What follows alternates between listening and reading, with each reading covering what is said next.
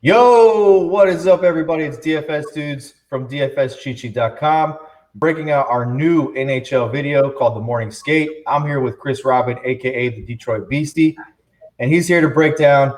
We're going to talk about all 6 games on the slate tonight. I know that it's hard for a lot of DFS players because we're in the break, the NBA All-Star break, and you're looking for DFS stuff to do. Last night, Chris threw a lineup for the main slate and for after hours in his article, Hot Pucking Stacks, exclusively at dfscheatsheet.com under the NHL tab. Both those lineups went over 180, I believe, last night. And the main slate, actually, we got a late scratch from our center position after lock, so we got a 0 there and still went over 180. So make sure you check out, after you watch this video, make sure you check out that article. It should be posted up very shortly after we do that. What's up, Chris? How you doing, man? Thanks for having me. I'm excited to kick off my debut seeing my face, if that makes sense.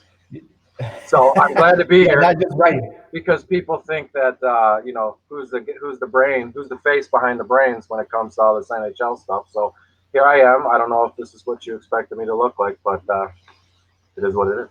You got the beard. You write hockey. It fits, right? Thank you. Yeah, and I got all the hockey stuff in the background, so yeah. It's like I almost know what I'm doing. Almost, right. Yeah. Hey, so the first game on the slate tonight, you got the New York Rangers and the Chicago Blackhawks. Chicago's minus 130 in this one, and it's a 6.5 over. Really quick, before we get into it, it's not often, especially, I mean, you're going to be talking to a lot of people probably don't play hockey very often like myself, but here's a game where Chicago's 26-25, the Rangers are 30-24, and Chicago's minus 130. Is Chicago just not playing well right now or not playing up to potential? I think if I'm not mistaken, they've switched some of their lines around for you Chicago Blackhawk diehard fans and hockey fans. Kane and Taves, Jonathan Taves, their center, they've always skated together, and just, I wouldn't say recently, but so far this season, they've split them up, maybe hoping to get max combination from both lines, but that hasn't happened. Kane is still, I think maybe 2-3 weeks ago I wrote he's still 1.42 points a game. So you want to pencil him in, but he's like $8,000 or so. But tonight I'm going to go with Chicago too. Kane anchors that line. You got Ryan Carpenter and Brian Saad on there, all second line guys. They all play on the power play one, except Ryan Carpenter. You can get that line pretty cheap aside from Kane. So if you just wanted a one-off with Kane, you could still look for other options there.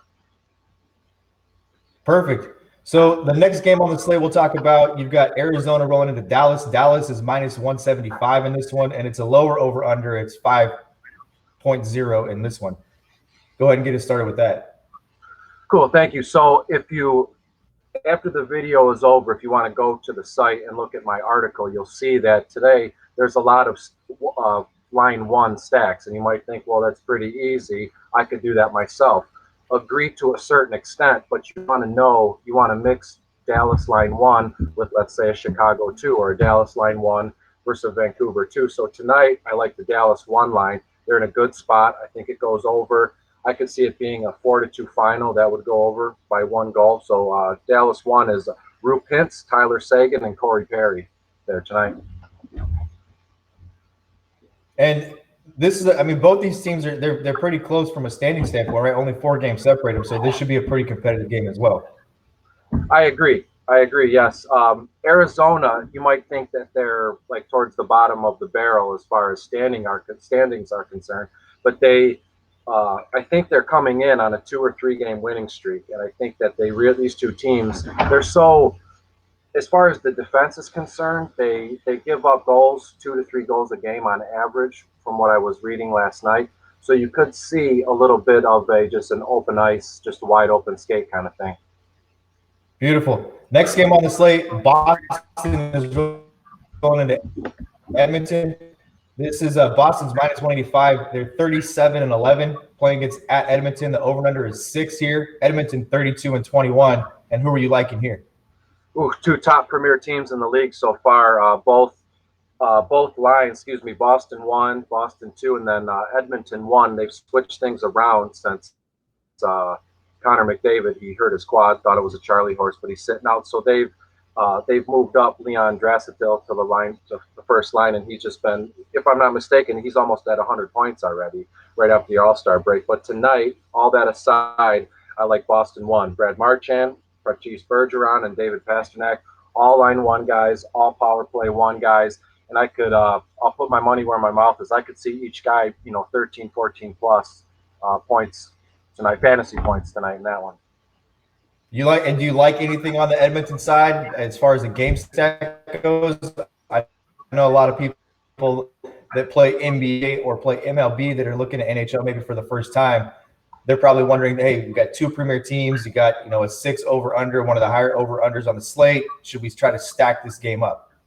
That is a good synopsis, and I would do that. I would go with, you're obviously not going to be able to fit, let's say, Boston line 1 and Edmonton line 1, but you can do some one-offs. Like I know that there's a guy on the first line. His name is Kyler Yamato.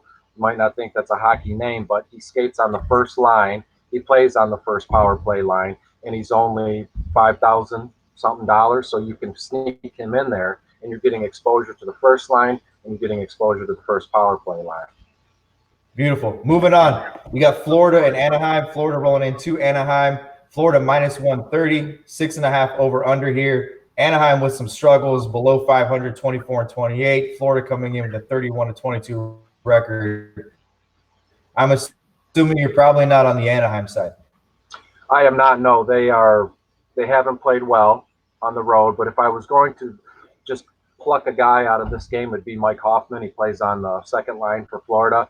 He's not the cheapest guy on the slate, let's say. I think he's $6,600, but he has the potential here, playing on the second line in the first power play unit, to put up some points here. And he's mid-range, so you can sneak him in if you're looking for some exposure to Florida's power play unit.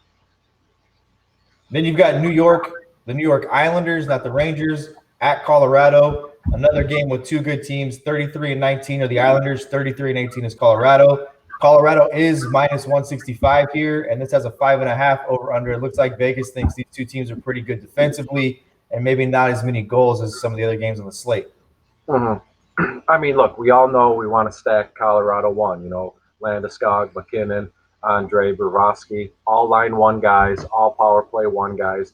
You want to get them in there. They just keep racking up the points. But people don't pay attention to a team like the Islanders. Their first line, they are very cheap. They see 20-plus minutes a game, and they all play on the top power play unit. People just, push those kind of teams aside and say, oh, well, we can go with Colorado 1. It's a sure thing. Yes, but what about getting a little sneaky and getting a little bit of New York Islander action in your life tonight? Yeah, and that happens a lot. I talk about that a lot. You'll have a game that has a team that's popular in it, and nobody will pay attention to the other side. And there's so many times, especially with baseball, right? You'll see in MLB, you'll see a team that has an implied total of, say, 5.5, and maybe they're the first or second top implied total on the slate, and nobody will pay attention to the team on the other side. And then after one, it's like, wait a minute, I was all over this stack, but these guys put up 4 runs in the first inning, and I have no exposure to them. So there's always I always say the 2 of the easiest ways to be contrarian in daily fantasy is, first, leave money on the table, because people they don't like to leave money on the table, and 2, take the other side take the other side against a team that's very popular. Closing out the slate, you've got Minnesota and Vancouver. Go ahead. Vancouver too. If any of you guys listening or watching this now, if you've kept up, it's like I try and treat my article like it's a soap opera. There's a trend that goes through with it. I try and give you guys a little philosophical opening if I have time. Vancouver too. It's been in my articles a ton this season since I've been writing for you, Jeffrey. And it's Tyler Toffoli, the newly acquired Tyler Toffoli, is going to play on their second line tonight with JT Miller and Elias Peterson. All line 2 guys, all 3 of them play on the first power play unit. And there's just something about that line. They're scrappy. They're right in that middle range. So you could fit in a Vancouver 2, and then you could slide off and go with a Dallas 1 or a Boston 1. It's a great line. You can expect points, shots on goal, and assists.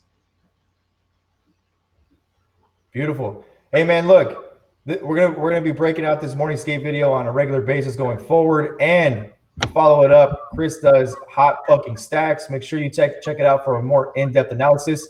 Good luck on all your NHL contests tonight, guys. Peace out. Thanks, guys.